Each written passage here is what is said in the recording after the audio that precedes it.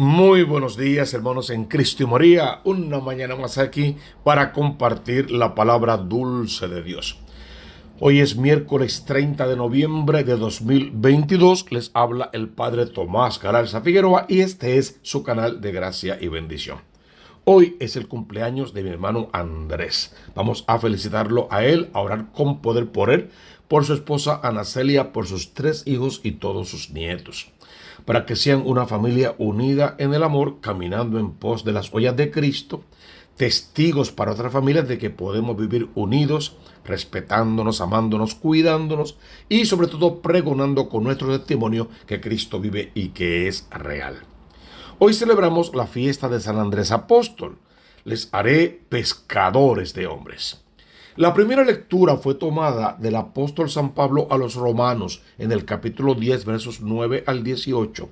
Me gusta, me encanta esta lectura por la exposición que hace del pensamiento concreto de la Iglesia Católica, de la Iglesia verdadera.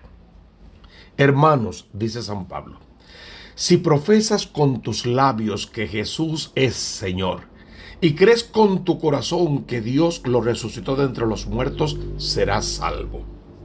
Eso es un compromiso muy serio. Hay dos cosas supuestamente que hacer ahí. Hay tres cosas en verdad. La primera es confesar con tus labios que Jesús es Señor. Ahora bien, ¿cómo confiesas algo que no crees? ¿Cómo confiesas algo que no vives, que no pones en práctica? Sería hipocresía, sería mentira, sería falacia, y esos no entran al reino de los cielos. Por lo tanto, voy a confesar con mis labios lo que está en mi mente, lo que está en mi corazón, lo que es mi estilo de vida, lo que soy yo como persona y lo que quiero alcanzar como promesa para el reino de los cielos. Entonces, confesar con los labios aquí es más que decir Jesús es Señor. Confesar con los labios es vivir como que Jesús es el Señor de mi vida y del universo. Y crees con tu corazón que Dios lo resucitó de entre los muertos, serás salvo. Aquí el centro no está en lo que crees con tu corazón, porque ya eso está incluido en haberlo confesado con los labios. Aquí el centro está en creer en la resurrección. Porque Pablo también va a decir, si Cristo no ha resucitado, vana sería nuestra fe. El católico práctico cree en la resurrección del Señor en toda su vida y en todas sus palabras y acciones, porque las cree igual que María Santísima, las guarda en su corazón, y porque las tiene en su corazón, las confiesa con sus labios, porque su testimonio consiste en sus obras, sus muchas obras, sus buenas obras. Santiago va a decir, muéstrame tu fe sin obras y yo por las obras te mostraré mi fe. Y ahí está la combinación perfecta. Vamos a confesar con nuestros labios. Vamos a creer en la resurrección. Vamos a poner de manifiesto lo que está en nuestro corazón. Y nuestras obras, nuestro buen obrar, nuestro estilo de vida será el mejor testigo de lo que confesamos con nuestros labios, de lo que tenemos en el corazón y de que Jesús es el Señor. ¿Cómo así? Pues con el corazón se cree para alcanzar justicia y con los labios se profesa para alcanzar la salvación. Pues dice la Escritura, nadie que crea en Él quedará defraudado. Porque creemos en Él, Él nos asiste, Él nos acompaña, Él nos carga en brazos, nos da las herramientas que necesitamos y nosotros podemos vivir en este mundo tal como Él vivió. En efecto, no hay distinción entre judío y griego. Podemos ya comenzar, si quieres, a hablar de San Andrés, que por alguna razón tenía un nombre griego. Y ahí lo tenemos a este muchachito llamándose Andrés. Pero vamos a continuar mejor con esta primera lectura. Porque uno mismo es el Señor de todos, generoso con todos los que lo invocan, pues todo el que invoque el nombre del Señor será salvo. Es una invitación. Invoquemos el nombre del Señor, alabemos, glorifiquémosle por siempre, démosle gracias por su inmenso amor y vivamos desde nuestro bautismo a la altura a la que Él nos llama a vivir. Sean santos como mi Padre que está en el cielo es santo. Ahora bien, ¿cómo invocarán a aquel a quien no han creído? ¿Cómo creerán en aquel de quien no han oído hablar? ¿Cómo oirán hablar de él si nadie se los anuncia? ¿Y cómo anunciarán si nadie los ha enviado? Eso es clave, eso es clave, muy clave. ¿Qué dice la Sagrada Escritura? Qué hermosos los pies de los que anuncian la buena noticia del bien. Impresionante. Esta es la iglesia en su máximo esplendor. ¿Qué quiere la iglesia? Que la gente oiga hablar de Jesús. Para que el pueblo pueda oír hablar de Jesús, alguien tiene que hablar de Jesús. Ahí están los discípulos, los misioneros, los enviados. Ahí están nuestros sacerdotes, profetas, reyes, sacerdotes de la iglesia verdadera. Ahí están todos aquellos bautizados que tienen una misma misión: anunciar por todo el mundo la buena nueva de salvación. Entonces la gente tiene que oír hablar de Dios. Alguien tiene que anunciar a Cristo para que la gente pueda hablar de Dios. Y para que alguien hable de Cristo con poder, con autoridad, alguien que tenga ese poder y esa autoridad tiene que enviarlo, y esa es la iglesia. La iglesia madre y maestra es la que envía a sus misioneros, a sus apóstoles, a sus profetas, a sus pastores, a sus maestros, a todos aquellos que confirma desde el sacramento del bautismo para que puedan anunciar sin miedo la palabra de Dios por todos los confines. Pero no todos han prestado oídos al evangelio, pues afirma la Escritura: Señor, ¿quién ha creído nuestro mensaje? Así pues, la fe nace del mensaje que se escucha, y la escucha viene a través de la palabra de Cristo. Más claro no canta un gallo. Hay que abrir el corazón al Redentor, o sea, a la palabra de Cristo, para poder entonces aumentar en nuestra fe.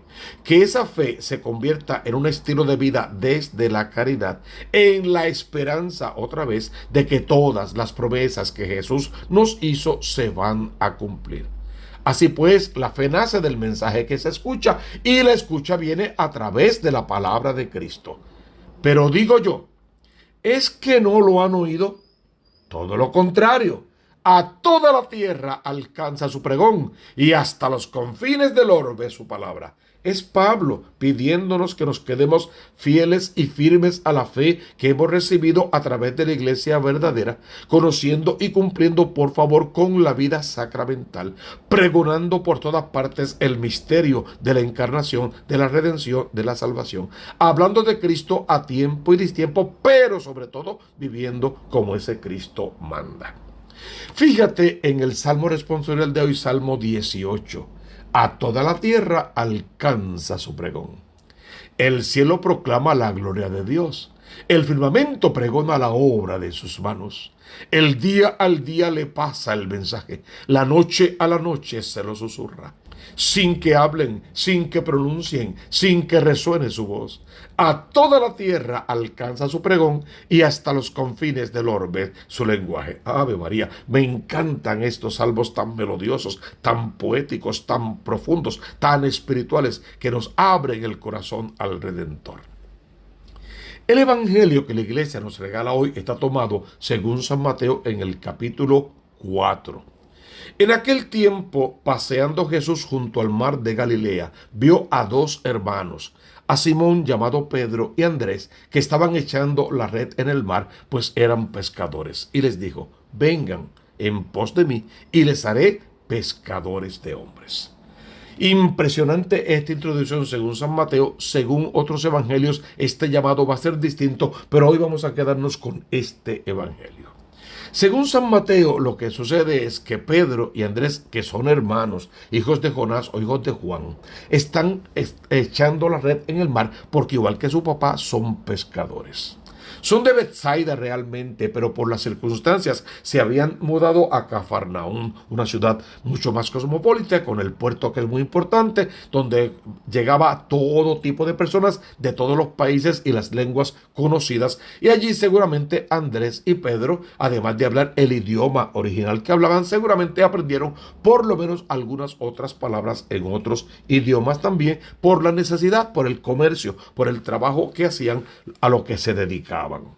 Bueno, pues allí estaba Andrés con este hombre que significa, con este nombre que significa varón, varonil, fuerte, y que en fin de cuentas dice que tiene un nombre de extranjero, porque a mí me da la impresión de que ya Dios lo estaba preparando para su misión universal desde el nombre que le puso su familia. De momento llega Jesús y le dice: vengan en pos de mí y les haré pescadores de hombres. Sí, pero la historia de Andrés no comienza ahí, definitivamente no. Lo primero que vamos a saber de Andrés es que, además de que era de Betsaida, que era hermano de Pedro, el primer papa y otras cosas por el estilo, vamos a saber que era discípulo de Juan el Bautista, que la inquietud por el Mesías ya estaba en su corazón, que conocía la palabra de Dios e intentaba cumplirla, y que pertenecía a una comunidad, la de Juan el Bautista, lo seguía y lo escuchaba. Tenemos que saber que estaba justamente en el lago con Juan el día que Jesús vino a bautizarse. Que fue Andrés el que le preguntó a Jesús: ¿quién es este? Y Andrés le contestó: ese es el Cordero de Dios que quita el pecado del mundo, síganle. Que no pudo seguirle inmediatamente porque Jesús se fue solo al desierto, pero que lo esperó. Y cuando Jesús terminó sus tentaciones en el desierto de vencer al demonio y volver para continuar con su ministerio, ahí estaba Andrés esperándole. Y es Andrés el que le pregunta: maestro, ¿dónde vives? Y Jesús le responde: ven y lo verás. Y es así como Andrés se quedó, él y otros más, toda la tarde con Jesús, escuchándole hablar de las maravillas del reino de los cielos, conociéndole como hombre, descubriéndole un poquito cada vez más como Dios, amando aquella obra y queriendo entregar su vida, si fuera necesario, por aquella invitación que Jesús le estaba haciendo. Entonces, definitivamente ya Andrés estaba participando y luego participó de los mejores y los más importantes eventos en la vida de Jesús. Eso lo iremos develando durante todo el año litúrgico. Estamos ante un personaje de calibre, hermano de Pedro, del primer papa, y eso me gusta decirlo. ¿Por qué? Fíjense que Juan era el discípulo amado y que Andrés fue el primer discípulo básicamente de Jesús. Él fue último discípulo de Juan y primer discípulo de Jesús. Y que Andrés trajo otros discípulos a la presencia de Jesús. Sin embargo, cuando Jesús va a escoger al Papa, al líder máximo de la iglesia, cabeza visible, no elige a su discípulo amado, ni elige al primero de sus discípulos. Que esas no son las categorías que Jesús está buscando, que Jesús le da a cada uno lo que merece. A Andrés ser su primer discípulo, a Juan ser el más amado, pero eso no es suficiente para que se lleguen a ser aquel que va a dirigir la iglesia. Porque definitivamente en la frase que Jesús le dice a Pedro: dichoso tú, Simón, hijo de Jonás, lo que acabas de decir no te lo ha revelado ni la mente ni la carne humana, sino mi Padre que está en el cielo. Ahí queda claro que fue el Padre, Dios del cielo, el que elige a Pedro como el primer papa de la iglesia verdadera. Me gusta eso, me interesa eso, porque igual podría pasar entre nosotros en el mundo, que a veces buscamos puestos y categorías, cuando en fin de lo que importa es cumplir con la voluntad de Dios, y Dios será fiel en su juicio. Vengan en pos de mí y les haré pescadores de hombres. ¿Qué ustedes saben hacer? ¿Saben pescar? Sí, pero ustedes pescan para comer y para vivir. Ahora quiero que vengan a otro tipo de pesca mucho más grande, mucho más sublime. Quiero que vengan a pescar para que le den vida a otros, que tienen las redes, pero las del amor de Dios, surcidas por todo tipo de virtudes y dones espirituales. Quiero que vengan a pescar, pero almas para el reino de los cielos. Sin muchas explicaciones, de hecho, sin ninguna explicación aparente, solo vengan en pos de mí y les haré pescadores de hombres. Por la intervención que ya Andrés había tenido con Juan, de todo lo que Andrés había dicho Juan había dicho de ese hombre, y la experiencia que él tuvo con Jesús después que Jesús llegó del desierto, no lo dudó ni un segundo en seguirlo. Seguramente arrastró a otros de los que estaban allí, sobre todo a su hermano Pedro y a dos hermanos más. Vamos a ver más adelante, Santiago y Juan, los hijos del Zebedeo, e inmediatamente siguieron a Jesús. Era una decisión difícil. Tenían que deponer para sostener. Deponían sus redes y sus barcas a su papá, su familia, su historia, su pasado completo. Todo eso lo dejaban atrás para poder sostener con sus manos una invitación hacia la santidad, porque la invitación no era a pescar, era hacia la santidad, a parecerse a Jesús. Y lo dejaron todo y le siguieron. Inmediatamente dejaron la barca, dejaron a su padre en el caso de los hermanos Zebedeo y lo siguieron. Igual hicieron Andrés y Pedro e igual en el camino otros tantos a los que Jesús va a llamar hasta completar sus 12 apóstoles. Es una invitación a una vocación. ¿Qué es lo que tú sabes hacer en este mundo? Eso, lo que sabes hacer, empieza a hacerlo bien hecho, mejor hecho, pero hazlo ahora por el reino de los cielos.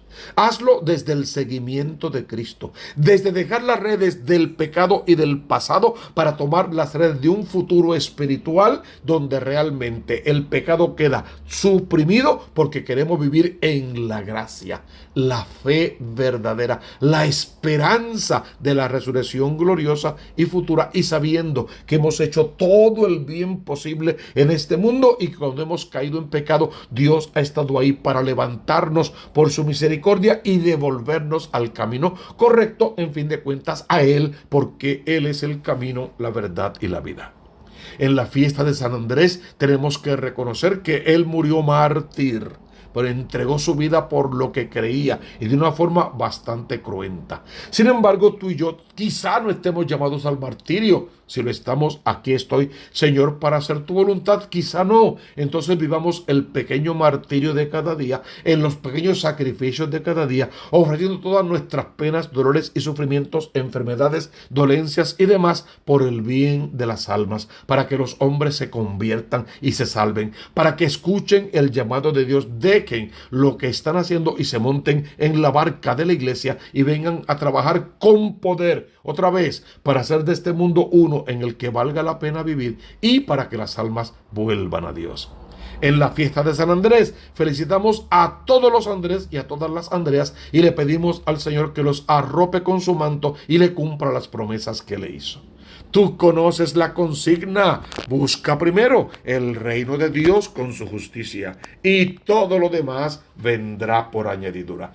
Suscríbete por favor a este canal Tomás Galarza Figueroa y al canal de la Diócesis de Mayagüez. Toca la campanita, dale like, colócalo en todas tus redes sociales, ayúdanos a evangelizar. Deja tus comentarios y tus sugerencias, pero sobre todo tus intenciones para la misa, para que podamos orar juntos. Y ahora mismo abre tu corazón al Redentor para que desde lo alto reciba su bendición en el nombre del Padre y del Hijo y del Espíritu Santo. Amén, amén y amén.